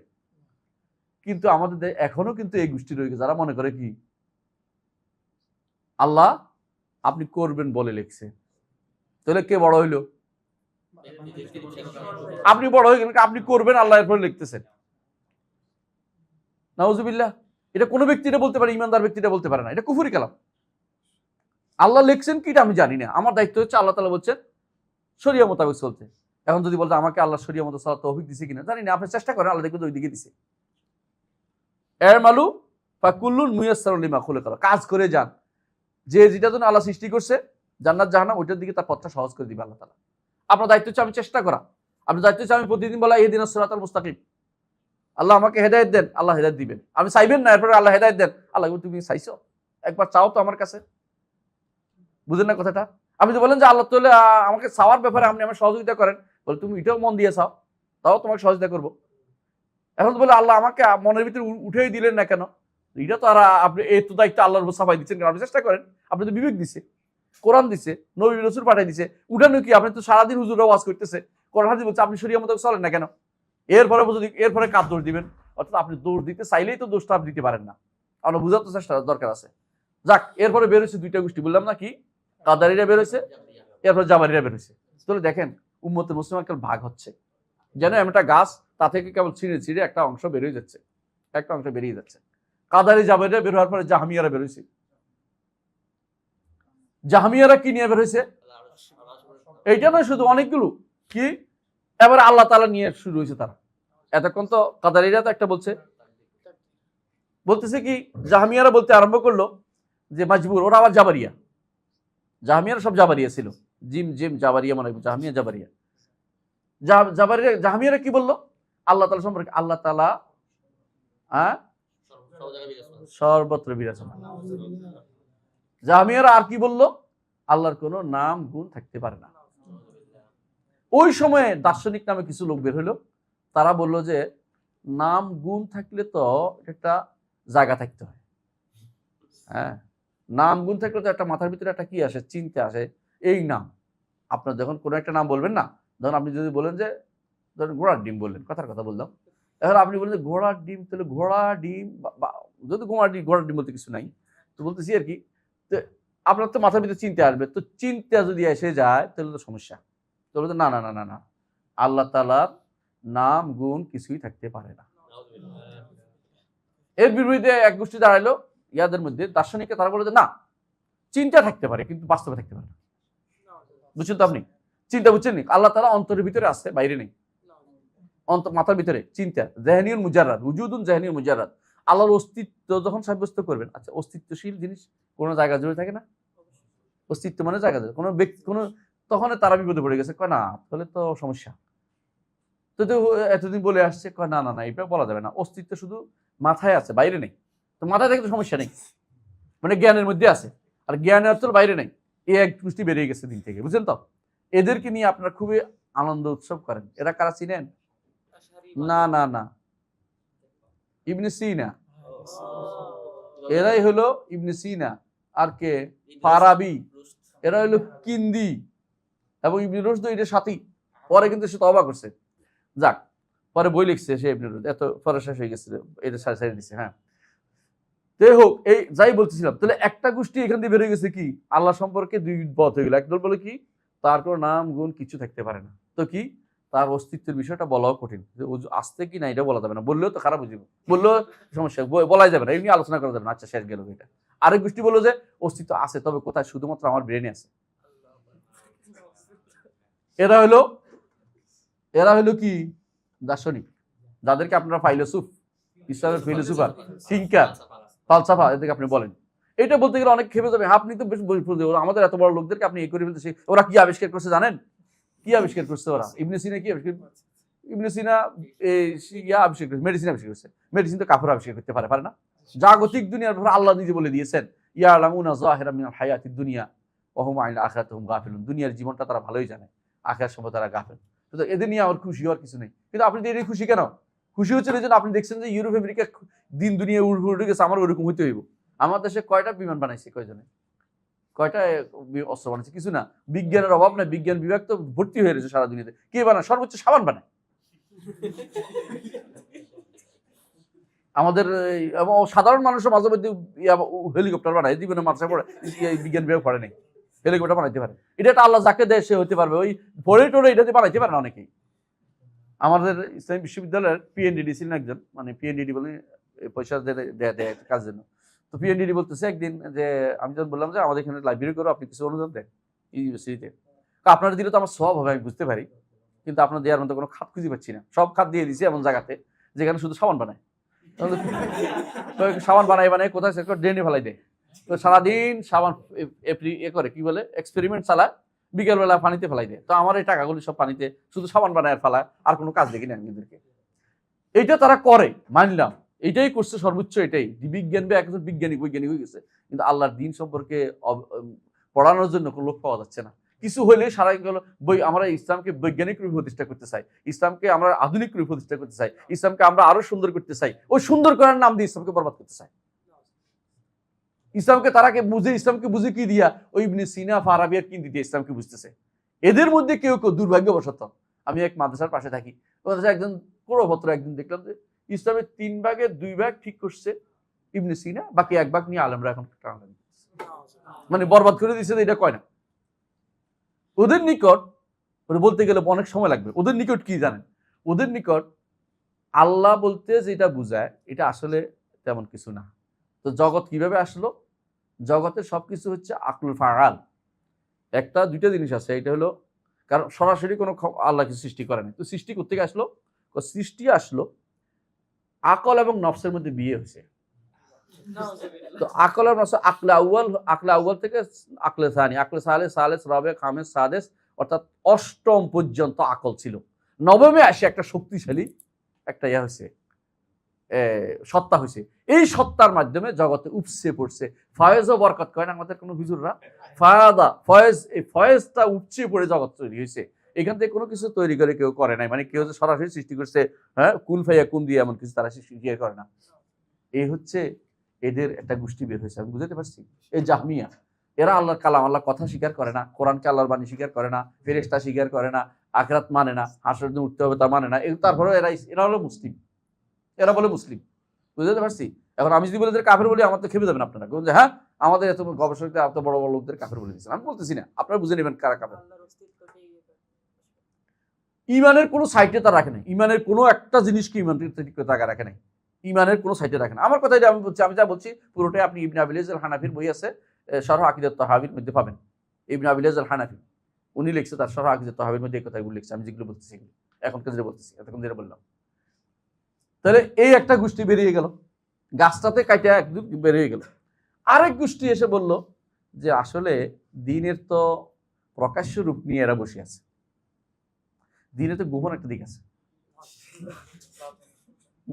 বাতিনি ফেরকা একটা বেরোয়। এই বাতিনি ফেরকা কারা জানেন? বাতিনি ফেরকার মধ্যে দুরুজরা, নোসাইরিরা, বাতিনি ফেরকার মধ্যে আগাখানিরা, বহরারা, ইসমাইলিয়ারা, চিনেন? এগুলি চিনেন না? না, সব চিনেন না? বাংলাদেশে আছে বাহাইরা, বাহাই চিনেন তো? আপনাদের কাছে বাহাই সেন্টার আছে বিশাল, বসুন্ধরা আগাখানি আছে, কাছেই, নাম বলতে চাই, নাম বুঝেন। এগুলি সবগুলি হচ্ছে বাতিনি ফেরকা। এদের নিকট স্রষ্টার কোনো, যেহেতু এরাও আমাদের দার্শনিক, স্রষ্টার যেহেতু বাইরের কোনো অস্তিত্ব থাকতে পারে না, শুধু ব্রেনে আছে, স্রষ্টার স্বরূপ হচ্ছে ইমাম। মানে স্রষ্টার যেহেতু বাইরে থাকতে পারে, স্রষ্টা তখন ইমামের মধ্যে প্রকাশ পাবে। ইমামকে খুশি করতে পারলে তাহলে স্রষ্টা খুশি হয়ে গেল। বুঝলেন না কথাটা? কারণ ইমামের জন্য তারা সবকিছু, অর্থাৎ আগা খান হচ্ছে তাদের কাছে সবকিছু। এদের অস্তিত্ব কোত্থেকে আসছে? ইসমাইলিয়া তাদের কেন বলা হয় জানেন? তাও শিয়াদের থেকে আসছে। কয়েকজন নাম বলি, বুঝতে পারবেন। ইতিহাস জানা খুব জরুরি, আপনি আকীদার ইতিহাস জানা, আকীদার ইতিহাস জানাটা আপনাদের জন্য খুব জরুরি। শিয়ারা প্রথম হচ্ছে আলী, বুঝছেন তো, 12 জন ইমাম মানাবে। দ্বিতীয় হচ্ছে আলী রাদিয়াল্লাহু আনহুর ছেলে হাসান। তৃতীয় হলো হোসেন। হোসেন রাদিয়াল্লাহু আনহু পরে আর হাসানের সন্তান দিকে যায় না, হোসেনের সন্তান দিকে চলে গেছে। কেন যায় বলেন? হোসেন রাদিয়াল্লাহু আনহু পারস্য রাজার মেয়ে বিয়ে করছে, এই জন্য ওইদিকে চলে গেছে। এটার ওইদিকে যায় না, আরবের দিকে যায় না, বুঝছেন তো। ওই ঘরের সন্তান ছিল আলী ইবনে হুসাইন, উনি, ওনার সন্তান হচ্ছে জাফর সাদেক আর মোহাম্মদ আল বাকের, উনি ইমাম। মোহাম্মদ আল বাকেরের 2 ছেলে ছিল, একজন ইসমাইল, একজন হইল মোহাম্মদ আর হইল জাফর। তো যারা ইসমাইলের অনুসরণ করে ওরা ইসমাইলিয়া ফেরকা, জাফরের অনুসরণ করে যারা জাফরিয়া কয়, বর্তমান ইরানিরা জাফরিয়া এরা বলে, মানে যারা শিয়ারা বেশিরভাগ জাফরিয়া, এগুলি সাইডে বাতনি হয়ে গেছে। ইসমাইল আসলে কিছু বলে না, ইসমাইলের নাম দিয়ে তারা চলে, আসলে হচ্ছে গোপন ইসলামের শত্রু ওরা। এরাই আলামুদ দুর্গ প্রতিষ্ঠা করছে, এরাই অ্যাসাসিন গোষ্ঠী, হাসাসিন বলে ওদেরকে, অ্যাসাসিন গোষ্ঠী বলে। এরাই সারা দুনিয়া, ওই তখনকার সময় হাসান বিন সাবার গোষ্ঠী ছিল, এরা তখন কি করতো, ওই মানুষকে মেরে ফেলতো, খলিফাতুল মুসলিমিনকে মেরে ফেলতো, বিভিন্ন জায়গাতে আক্রমণ করতো, ওদের এলাকা ভর্তি ছিল এই এলাকা, এই দুনিয়াতে। ওদের সম্পর্কে আমাদের জানা দরকার আছে। এর সন্তানরা এসে পরবর্তীতে, এদের সন্তান 2 ভাগ হয়ে গেল, এরা হলো বাতিনি ফেরকা, এরা হলো শিয়া ফেরকা। এরাই দুনিয়া এখন বিভিন্ন জায়গাতে আছে। এদেরকে প্যাট্রোনাইজ কারা করে? ইউরোপরা পুরোপুরি এদেরকে লালন পালন করে, বুঝছেন তো। তাহলে আপনি বলেন তো, ইয়া কোথায় থাকে, এই প্রিন্স করিম কোথায় থাকে, আগা খান, দেখছেন তো কেমন ফালে। ও আমেরিকা থাকতো, ওর নাগরিকত্ব আছে সব জায়গায়, যেখানে যায় সেখানে, কোনো সমস্যা নেই। বাংলাদেশও উদ্দিনদের শাসন, উদ্দিনদের শাসন ছিলেন, উদ্দিন কটা ছিল না মাঝখানে, ফখরুদ্দিন, অমুকুদ্দিন, তমুকুদ্দিন, মসুদুদ্দিন। উদ্দিনদের শাসনে এসে তারা একটা জায়গা দখল করছে আপনাদের বসুন্ধরায়, দেখছেন তো, এই জামাতখানা করছে, দেখছেন তো। মানে ওরা এমন টাইমে আসবে যে জানে যে কি নিতে পারবে না নিতে পারবে, কারণ ওদেরকে যেভাবে বসাইছে। এখন ফখরুদ্দিন কোথায়? আমেরিকা। মাসুদ্দিনটা কোথায়? আমেরিকা। কারণ বুঝছেন আপনি কিভাবে জায়গা মতো ফিট করে। ঠিক এই যে ফিলিস্তিনের যে বর্তমান নেতা, ফিলিস্তিন বলো মানুষ চিনেন এটারে, মাহমুদ আব্বাস, আবু মায়াজেন, ফিলিস্তিনের নেতা, যে অভিসংবাদের নেতা ছিল ইয়াসির আরাফাত, ওকে কিভাবে পয়জন দিয়ে মেরে ফেললো। ওর জায়গায় এমন একটা লোককে বসাই দিল, সে হলো বাহাই। ফিলিস্তিনটা কি সুন্নি, সবগুলি বসাই দিল কারে? শিয়াদের শিয়া, বাতিনি শিয়া। এবং তারা মনে করে ইসলাম এখন আর নাই, ওরে বসাই দিছে। আপনি বলতেও পারবেন না কেমনে বসাই দিছে, কোত্থেকে আসলে কেউ বলতে পারে না। তারে ক্ষমতার মধ্যে প্রেসিডেন্ট বানাই দিল, আপনি কেমনে ঢুকলাম চিন্তা করে দেখেন তো। কেউ তারা ছিল না, কিভাবে সে বাহির ক্ষমতায় চলে আসে। এইভাবে তারা প্যাট্রোনাইজ করে। এইগুলি আমাদের যে সমস্ত সেক্টগুলি আছে, এগুলি প্যাট্রোনাইজ সবসময় আমেরিকা করবে, আপনি দেখবেন। এরা কিন্তু ওখানে জায়গা পায়। ওখানে ইরাকে যখন আক্রমণ করলো, কারা কারা আমি জানি না, ঠিক না, আক্রমণ করা বুঝলাম, যা ইয়াজিদি ফেরকারা কি করে, শয়তানের পূজা করে। শয়তানের পূজারি আছে বাংলাদেশ, পৃথিবীতে এখন অনেক, বাংলাদেশও আছে। এই যে কয়েকদিন হ্যালোইন গেল না, হ্যালোইন কাদের? শয়তান পূজারীদের। এদেরকে আপনি একটা আক্রমণ করে দেখেন না, আপনাকে এদের কেউ আমাদের দেশে কেউ কানবে না, ওদের জন্য কানবে কে জানেন? আমেরিকা, লন্ডন, সবার আগে। প্রত্যেকের লেজ ওখানে, প্রত্যেকের মানে ওখান থেকে নড়াচড়া করে সবকিছু। এটা ওইটা আক্রমণ করে ওখানে চলে যায়, এই যে কাদিয়ানি কোথায় থাকে? লন্ডনে। কেন লন্ডন থাকে জানেন? ওখান থেকে আক্রমণ সুবিধা, ওখানে সবাই জায়গা হয়, কোনো সমস্যা হয় না। কথা বুঝেন? আপনার শত্রু বোম এত মিত্র হলে ওখানে জায়গা দিবা, আপনারা তো বিষয় দিতে গেলে 10 বার বাছাই করবে, আপনি কোনো দাড়ি আছে কিনা, কোথাও সমস্যা আছে কিনা। কিন্তু ওদের কোনো সমস্যা নেই, ওরা যত কিছু হোক না কেন, ও দাঁড়িয়ে কোনো সমস্যা নেই। কেন? কাঁদিয়ে নি, ওরা তো ভাই, ওরা তো বোহরা, ওদের কোনো সমস্যা নেই। দেখেন ওদেরকে বোহরাতে আপনি সারা দুনিয়া দেখতে পাবেন ব্যবসা করতেছে। বোহরা ছিলেন তো, বোহরা, সোলাইমানিয়া, দাউদি, এর সবই বোহরা। এরা ইন্ডিয়াতে গুজরাট থেকে শুরু করে দক্ষিণ আফ্রিকা পর্যন্ত ওরা ব্যবসা চালু করে দেখছে। বাংলাদেশও আছে, এদেরকে তাহেরি বলে বাংলাদেশে। ছিলেন না, চট্টগ্রামে একটা গোষ্ঠী আছে, এই তাহেরি না, তাহেরি না, এটা আরেক তাহেরি, এটা তাহেরি ফেরকা বলে, এটা আলাদা আছে, বাংলাদেশে একটা আছে। আপনি দেখবেন যেদিন আগা খান নামবে, আপনি দেখবেন আগা খান নামবে সেদিন দেখবেন যে মেয়েরা চুল বিছিয়ে রাখছে বিমান থেকে, মাটিতে বাঁধে না। মাটিতে বাঁধিবে কেন? মেয়েরা বিমানবন্দর থেকে বিমান থেকে শুরু করে গাড়ি পর্যন্ত মেয়েরা চুল বিছিয়ে রাখে। কি জন্য চুল বিছিয়ে রাখে? তারা খুশি করবে, তার চুলের উপর দিয়ে হাঁটে যাবে, সে যার চুলের উপরে পা পড়বে সে বিয়ে হবে না, অপেক্ষা করতে হবে আরেকবার আসা পর্যন্ত। না, অপেক্ষা করতে হবে তার চুল আগা খান হেঁটে না গেলে বিয়ে হয় কেমনে?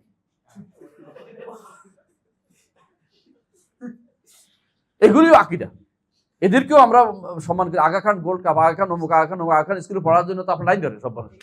আগা খান আগা খানের আশ্চর্য হয়েছি আমি, আগা খানের ইয়া নিয়ে বৃত্তি নিয়ে মানুষ পড়ালেখা করতেছে। আমি কি ইমান কি কোথায় রাখি এসেছি? আমার কি একটু বিবেক নাই? আগা খান সম্পর্কে আমার জানার দরকার নাই কে এটা? আমি তো সারা রাত ধরে চেষ্টা করলাম যে মাছ কুড়ে, আমি যে শয়তান কুড়ে, আমি যে সবচেয়ে সাপ কুড়েছি সারাদিন ধরে। আমি কাদের সাথে চলছি এগুলি জানার কোনো চিন্তা কেউ করে না, কারণ আকিদার শিখলে, আকিদা দেখলে মানুষের মধ্যে বিবেক তৈরি হবে। আকিদার কোনো দরকার নেই। তো কি বিবেক কি দরকার? কোনটা দরকার? এমন একটা জিনিস দেখান যে ঐক্য আছে মুসলমানদের মধ্যে। কোন জায়গায় ঐক্য করবেন? সালাত ঐক্য আছে, সালাত ঐক্য নাই, তারপরে কোন জায়গায় ঐক্য করবেন তাদের দিয়ে? কেউ তো আছে পশ্চিম দিকে ফিরে সালাত আদায় করলেই আর কোরবানি করলে ঐক্য হয়ে গেছে। কে শিখে দিল আমাদেরকে? এটা হচ্ছে বাহ্যিক মুসলিম যে আকিদার বিরোধী কাজ করে না। খেয়াল করেন, সে যদি কোনো সালাত আদায় করে, তিনটা কাজ করে, মান ইস্তাকবালা কিবলাতানা ও আকালা যাবিহাতানা সাল্লা সালাতানা, তিন জিনিস করে, তখন তারে মুসলিম বলতে হবে। তার অন্তরে কি আছে ঢোকার দরকার নেই। কিন্তু যে ব্যক্তি স্পষ্ট কুফরিতে লিপ্ত, তার ব্যাপারে কথা বলে এখানে আকিদা, এখানে তো আপনার ওই তিন জিনিস দিয়ে চলবে না। সাহাবায়ে কেরামের সময় তিন জিনিস চলতো, কি? কিবলামুখী হওয়া, সালাত আদায় করা, আর কি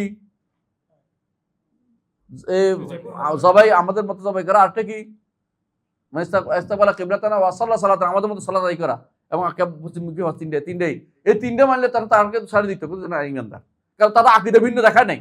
যেখানে আকিদা ভিন্ন দেখাই দিয়েছে সেখানে তিনটা দিয়ে আপনি মুসলিম হয় না সে কোনোদিন। এই তিনটা দিয়ে মুসলিম হলে কাঁদিয়ে নিতে ওদিকে ফিরে করে, কাঁদিয়ে তিনটে করে, কিবলামুখী হয়ে সালাত আদায় করে।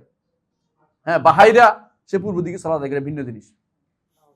বাহাইরা পূর্ব দিকে পড়ে, তাদের সালাত তো ভিন্ন রকম, কারণ তাদের নিকট বাহা হচ্ছে আব্দুল বাহার দাস, তার বাহা হচ্ছে আল্লাহ আর তাদের হচ্ছে দাস। তাদের কেবল হচ্ছে সাইপ্রাস। কেউ বলছে ইসরায়েল, কেউ বলছে সাইপ্রাস। সাইপ্রাস হচ্ছে কেবলা। হ্যাঁ, ওরাই বলে সাহাবীদের ওয়াহাবি বলে, জানি সব বলে, শক্তভাবে বলে ওরা। এবং ওরা এদের যত খারাপ আকিদের লোক আছে ওরা সালাফিদের ওয়াহাবি বলবে, যতগুলি আছে আপনি দেখে রাখেন। ওয়াহাবি এখন নতুন মাত্রা যোগ করছে, মাদখালি। এমন কিছু না, এটা মিথ্যা কথা। মাদখালি বলতে কিছু না, আলেম, ভালো মানুষ, আলেম, আমরা তাদের চিনি, আমাদের মধ্যে ইউনিভার্সিটি টিচার ছিলেন। খারাপের কিছু নেই। যারা যে মাদখালি বলে সারাদিন, আসল উদ্দেশ্য দিনকে ঠেকানো, সালাফি দাওয়াতকে ঠেকানো, মিথ্যাচার করা। এই মিথ্যাচার রসুল যুগও ছিল। রসুলকে তারা বলতো, কি বলতো? কবি বলতো, পাগল বলতো, হ্যাঁ, জাদুকর বলতো, আরো কত কিছু বসে সারাদিন বলতো। এর ছিল জিনে ধরছে, কইতো মাসুম মিনাল জিনে ধরছে। এই জন্য আমরা তো তাদেরকে এটা বলি না কোনোদিন, কি কোনো যে ইবনে সিনারে জিনে ধরছে বলছি, পাগল বলছি? আমরা কি বলছি? তার আকিদা যেটা সে বলছে তার বইতে ওইটা যেটা বলছি, আর আমরা যেটা বলছি এটা না বলে আমাদেরকে ভিন্ন একটা, কেউ দেহবাদী বল, কেউ সন্দেহবাদী, কেউ সাদৃশ্যবাদী, ভিন্ন নাম দিচ্ছে। কারণ এগুলি হচ্ছে মিথ্যাচার, সবসময় মিথ্যাচার করে আসছে। প্রিয় ভাইরা, আমি যেটা বলতেছি, আকিদার ইতিহাস বলতেছি, কি জন্য? কথা শুরু করার আগে আকিদার ইতিহাস না জানলে আপনি বুঝতে পারবেন না কেন আকিদা পড়তে হবে। এই গেল, ওই পর্যন্ত আসে, শেষ হয় নাই।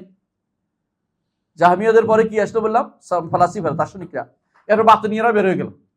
এরপরে একটা গোষ্ঠী বের হলো, আমরা আখিরাতে আর যাবো না, দুনিয়া নিয়েই থাকবো। না, আখিরাতে না, দুনিয়া নিয়ে থাকবো। আখিরাতে যাবো, দুনিয়া নিয়ে, আর দুনিয়াতে কিছু করবো না, সবকিছু নিয়ে। এটা হলো সুফি দাবি করলো। এটা দুনিয়াও আমাদের জন্য, আখিরাত আখিরাত। রব্বানা আতিনা ফিদ দুনিয়া হাসানা ওয়া ফিল আখিরাতি হাসানা। তো ভালো কথা, আখিরাত নিয়ে থাকবেন, তো এটাও একটা কিছু মেনে নিলাম, কিছু একটা তো দেখেন আখিরাত কেমন থাকেন। তো নতুন পদ্ধতি আবিষ্কার করছে, তরিকা। তরিকা, ঠিক কথা বল, তরিকা। শুধু তাই নয়, জিকির। জিকির লাগবে, যে জিকির রাসূল করেছে এটা পছন্দনীয় না, এটা অনেক লম্বা। ইস্তেগফারও ভিন্ন, তাদের তওবা ইস্তেগফারও ভিন্ন, জিকিরও ভিন্ন, তাদের তরিকাও ভিন্ন, তাদের পীরও ভিন্ন, তাদের কারামত দিয়ে ভর্তি। এই কারামত সাহাবায়ে কেরাম যেগুলো নেই, এগুলি তারা তাদের ছাত্রদের মধ্যে আনে সব ঢুকিয়ে দিছে। এমনকি ছেলেকে মেয়েকে, মেয়েকে ছেলে বানানো তারা ওস্তাদ হয়ে গেছে, বুঝছেন তো। এই সুফিবাদে আবার হাজার হাজার ভাগ হয়েছে এর মধ্যে, কেউ নকশিয়া, নকশবন্দিয়া, কেউ মুজাদ্দিদে, কেউ অমুক তমুক, ভাগের কোনো শেষ নাই। যে এই দেশে যান ওই দেশে দেখবেন যে আর এখানে 10টা আছে, এখানে কটা, এখানে 15টা আছে। আফ্রিকা যান দেখবেন যে আপনার এগুলি নাই, একটা চলে না, ওখানে ভিন্ন একটা খাতমিয়া, ওখানে ওখানে আবার ওই রাষ্ট্রিয়া, মানে ভিন্ন ভিন্ন ভাগ আছে অনেক অনেক, যেগুলো নাম বলতে পারবো না এত বেশি। আপনি যদি মিশরে যান দেখবেন যে আল্লাহ, এখানে দাসুকিয়া, ওখানে অমুক, ওখানে অমুক, নাম ভিন্ন ভিন্ন। কি এত এত তরিকা, তো মুসলিম কোথায় যাবে? এগুলি নিয়েই আপনি ঐক্য করবেন, এগুলি দিয়ে আপনি ঐক্য করবেন, আপনাকে আকীদা ফিরে আসতে হবে। এবং আকীদা কোন আকীদা? বিশুদ্ধ আকীদা, অমুক তমুকের আকীদা না। এই বিশুদ্ধ আকীদা, এই কাজটাই তো আমরা করে যাচ্ছি। আমাদের উপরে এত জুলুম কেন, এত মিথ্যাচার কেন? আপনিও এটা আসতে হবে, প্রত্যেকটি মানুষ আকীদা শুদ্ধ করতেই হবে। আকীদা শুদ্ধ করার জন্য আল্লাহ নবী রাসূল পাঠাতেন, নবী না, নবী দিয়ে যথেষ্ট মনে করতেন না। শরীয়ত ঠিক করার জন্য নবী দিতেন, ওটা আগেও বলেছি। আকীদা ঠিক করে রাসূল পাঠাতেন, সে রাসূল আসবে না, তার আদর্শ রয়ে গেছে, সে আদর্শ দিয়ে আপনি আকীদা ঠিক করতে হবে, বলতে হবে প্রতিদিন, প্রতি মুহূর্ত মানুষ বলতে হবে। গেল এটা, কেরা গেল? সুফিরা। সুফিদের ফলে এক গোষ্ঠী বেরোলো যে বিবেককে প্রাধান্য দিতে হবে, এবারে গেছে আকলের দিকে। এরা কারা? এরা কারা? এরা কোত্থেকে আসলো? এরা হইলো দার্শনিকদের ছাপোষা, মাখানিস। মাখানিস, এরা হলো মাখানিস, মানে খুনসা, খোঁজা, দার্শনিকদের খোঁজা, বুঝছেন তো? দার্শনিকদের খোঁজা সন্তান, মানে যে যেগুলি বাচ্চা, এয়া না, এটাও পুরুষও না, মহিলাও না, এরকম, মানে এটাও না, কতক্ষণ এটাও না, দার্শনিকও হইতে পারে নাই, আবার আকলটাও পুরোপুরি দিতে পারে না, মাঝামাঝি একটা বেদালে আছে। তো এরা কি? এরা হলো মোতাকালিফ পরে, এটা হলো মাখানিসুল মুতাজিলা, এটা আলাদা। দার্শনিকরা হচ্ছে, মুতাজিলারা হচ্ছে মাখানিসুল ফালাসিফা। ফালাসিফাদের খোঁজা হচ্ছে মুতাজিলা, কিন্তু আকলকে প্রাধান্য দিব, আবার দিনটা একবার বাদ দিতে পারে না। তো বলে যে আল্লাহকে মানি, আল্লাহর নামগুলিও মানি, তবে নামগুলি অর্থ মানি না। কারণ নামগুলি অর্থ মানলে সিফাত হয়ে যায়, সিফাত তো মানবই না বলছি। আর কোরআনকে, কোরআন তো মাখলুক, সৃষ্ট জিনিস, আল্লাহর বাণী না। তো আর কি? আর বিবেকে ধরে না, কবর আযাব নাই। এখন তো এটা আখিরাতে আছে কিনা? নাই। এখন আছে কিনা? ফিল্ডে আছে। তো কি আসর দিন ফারাইতে হবে না, ফুলসারাত দিয়ে ফারাইতে হবে না, আসর দিন মিজান নাই। আমি তো মিজান পাই নাই, কি আপনাদের বক্তা দেখেন না কেমনে বলে? হ্যাঁ, আমি তো মিজান কোথাও, উনি মিজান কোথাও পাই নাই। এরা কি বলে নামাজ পড়লে জান্নাতে যাবে, এটা কোথাও পাই নাই, কোরআন শরীফ বসছে সে, বুঝলেন না কথাটা? তাদের কাছে ভিন্ন ভিন্ন নীতি চলে আসছে, যেগুলো কোরআন সুন্নাহর নীতি, সে ভালো লাগে না। এরা কিন্তু পুরোপুরি আকড়া নেই, এরা মুতাজিলা। এই মুতাজিলারা কি না করেছে? এই মুতাজিলাদের বিরুদ্ধে একমাত্র কঠিনভাবে দাঁড়িয়েছে কি আহমদ ইবনে হাম্বল রাহিমাহুল্লাহ। এর আগে যারা ইমাম ছিল, এই সময় ফেতনাটা আসে নাই, এই জন্য ইমামরা দাঁড়ায় নাই। ওই সময় ফেতনা যখন আসে তখন ইমামরা দাঁড়িয়েছে, যে এক সময় ফেতনা আসছে ওই সময় ইমামরা দাঁড়িয়েছে। জাহমিয়াদের বিরুদ্ধে ইমামরা বই লিখেছে, 15টা বই আছে জাহমিয়াদের বিরুদ্ধে, আর রদ্দ আল জাহমি, ইমামদের লেখা বই, আর রদ্দ আল জাহমি। আরো যদি পড়তে পারো তোমরা, ইনশাআল্লাহ দেখবা, ও চিরে দেখবে, এগুলো তোমরা পড়ে, বই পিডিএফ দিয়ে আছে, বই পড়তে পারবা, তখন বুঝবে যে আকীদা কিসের নাম। এই কেন আমরা আলোচনা করতেছি যে আল্লাহকে সে আগে আকীদা শুদ্ধ করতে হবে। আমরা তো অন্য কিছু বলতে না, মানুষের ব্যক্তিগত জীবনে আক্রমণ করতেছি না, কি করতেছি, কিন্তু মূল আকীদা শুদ্ধ করতে হবে ভাই। আল্লাহ সম্পর্কে আকীদা শুদ্ধ না হলে আপনি কার কাছে যাবেন? আপনি যদি মনে করেন যে আল্লাহকে দেখবেন না, তাহলে আপনি জান্নাতে যায় কি করবেন? দুনিয়ার বুকে বড় নেয়ামত হচ্ছে আল্লাহকে জানা, আর আখিরাতে বড় নেয়ামত হচ্ছে আল্লাহকে দেখা। এখন আপনি যদি আল্লাহকে জানতে পারেন না দুনিয়াতে, আখিরাতে যে আল্লাহকে দেখবেন না, আপনি সিদ্ধান্ত নিয়ে রেখেছেন, তো আপনার জন্য তার কিছু বাকি নেই। আপনি দুনিয়াতে আসলে বৃথা, আপনার দুনিয়াতে আসলে বৃথা হয়ে গেল। কিন্তু এটা বললেই তো আপনি ক্ষতি, খারাপ হয়ে গেলেন। এইটার বিরুদ্ধে কেন আর কিছু থাকতে, এগুলি এরা হিম্মতের মধ্যে ভেজাল লাগায়, আর কিছু নাই। এবং গালি গালাদের শেষ নাই, পাগল বলতেও কোনো দেরি করবে না যদি কোনো এটা বলে, বুঝলেন আপনি কথাটা? আসেন, গেল মুতাজিলারা, কি কষ্ট দিচ্ছে মুতাজিলারা। 3 খলিফা, খলিফাদের কাছে হাত করছে, বুঝলেন তো? এই জন্য কেন আমি এই জন্য কিছু দৌলা, যেগুলি ইসলাম প্রতিষ্ঠা করতে চাই, দৌলা ক্ষমতা যাইতে চাই, এদেরকে ভয় করি। কেন জানেন? এরা ইসলাম প্রতিষ্ঠা করতে ক্ষমতা যাইয়া আপনারা কচু কাটা করবে, যদি আকীদা শুদ্ধ না।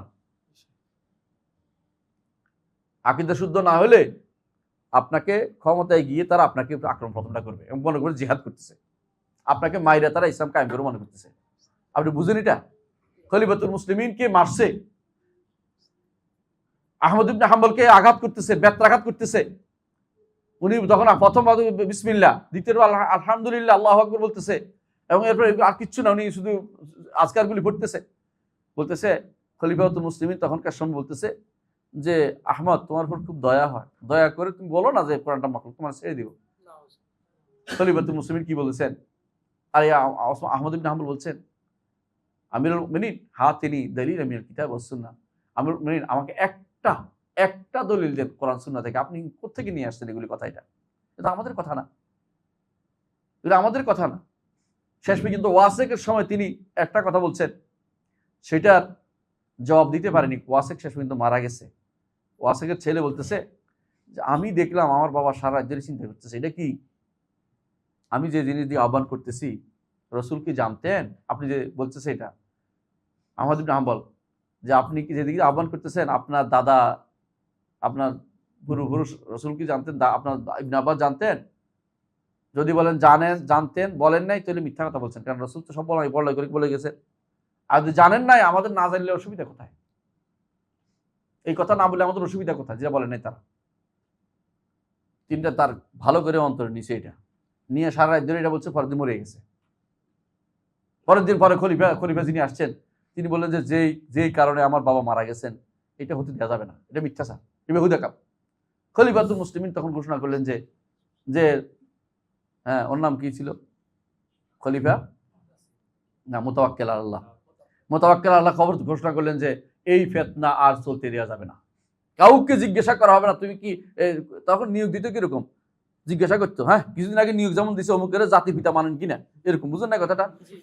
এখন এই নিয়োগ, তখনকার নিয়োগ দিত আল্লাহ কোরআনরে মাখলুক মানো কিনা, তো নিয়োগ দিত খলিফা, তো তার ইয়া বানাইতো, বিচারক বানাইতো, বুঝছেন তো? তারও বিভিন্ন পদ দিত, চাকরি দিত। যখন এই ফিতনা তো বিশাল ফিতনা, এরকম লোকেরা ক্ষমতা গেলে কি করবে? তা আপনি যে ক্ষমতা কারে নিতেছেন, আপনি তো বোঝা দরকার আপনি কারে নিতে চাচ্ছেন। আপনি বোঝা দরকার যে লোকটা আকীদা শুদ্ধ না, হয়তো আপনারই প্রথম কবিতা এর নিয়ে জবে করে দিয়ে প্রথম শুদ্ধ কাজটা শুরু করে দিই, কারণ মনে করবো এটা কাজ, এটা করা দরকার। খলিফা মুতাওয়াক্কিল তখন বললেন যে এটা নিয়ে কাউকে পরীক্ষা করা যাবে না, এটা নিয়ে কাউকে পরীক্ষা করা যাবে না, কারণ এটা পরীক্ষা করার অর্থ হচ্ছে আমি বেহুদা কাজ করতেছি। তখন তিনি বললেন যে এটা বন্ধ করো, বরং আহমদ ইবনে হাম্বল যা বলে তা শুনতে হবে। সম্মানের সাথে তাকে বললেন যে আপনাকে আমি সম্মানের সাথে আমার প্রাসাদে দিতে চাই। বললেন আপনার প্রাসাদ, তোমার প্রাসাদ আমি যাবো না। খলিফা মুসলিম সব শুনলাম, বলে আমার মা কসম করছে, তোমার মা কসমের কাফারা দিতে পারবে, তবে তোমার প্রাসাদে আমি যাবো না। আমি যেখানে আছি এখানে আমাকে শুধু আমার ছাত্রদেরকে কথা বলতে দাও, আমি পড়াইতে চাই, আমি শুধু হাদিস পড়াইতে চাই। এর আগে তাকে হাদিস পড়া দিত না। এই সময় ইমাম বাকি ইবনে মাখলাদ আল কুরতুবী রাহিমাহুল্লাহ, তিনি ইয়া থেকে আসছে, কর্ডোবা থেকে আসছে, এই বাগদাদে। কোথায় পশ্চিম কোথায় পূর্ব বুঝে আসছে, কারণ একটা তো পুরো একদম শেষ মাথায় বাগদাদে আসছে। আসার পরে শুনে যে আহমদ ইবনে হাম্বলের কথা বলা নিষেধ, কার সাথে পড়ানো নিষেধ, বুঝছেন তো? এই অবস্থা তৈরি হয় না বাংলাদেশে। আপনি তাকে পড়াইতে পারেন আলহামদুলিল্লাহ, কিন্তু আপনি পড়াবেন না, বলবেন না, আপনি সারাক্ষণ কেবল ঐক্য নিয়ে আসেন। কিসের ঐক্য করবেন? আপনি পাগল নিয়ে ঐক্য করবেন, কাদের নিয়ে ঐক্য করবেন? যদি ইমান আকীদা ঠিক নেই। বাকি ইবনে মাখলাদ গেছে, কোনো রকমে ঢুকতে পারে না, শেষে ভিক্ষুকের বেশ গেছে, ভিক্ষুক ধরে আল্লাহ ঢুকে গেছে। বলে কিভাবে আসলে, তুমি কোথেকে আসছো? বলে আমি অনেক দূর থেকে আসছি, আমার ফেলে দিবেন, দূরে দিবেন না, তারাই দিবেন না, আমি ইয়া থেকে আসছি, কর্ডোবা থেকে আসছি। কি জন্য আসছো? আপনার কাছে হাদিস শিখতে আসছি। বলতে হলে তো প্রতিদিন এই বুদ্ধি করে আসো। তো জিজ্ঞাসা করতেন, বিভিন্ন ধমক আমক দিয়ে তার 10টা হাদিস শোনাইতেন, মানে দিতেন কিছু একটা, আবার 10টা হাদিস শোনা দিতেন, 10টা হাদিস মুখস্থ করে আবার আসতো। এইভাবে তিনি বাকি ইবনে মাখলাদ যে মুসনাদ দেখছে, এই মুসনাদ পৃথিবীতে সবচেয়ে বড় মুসনাদ।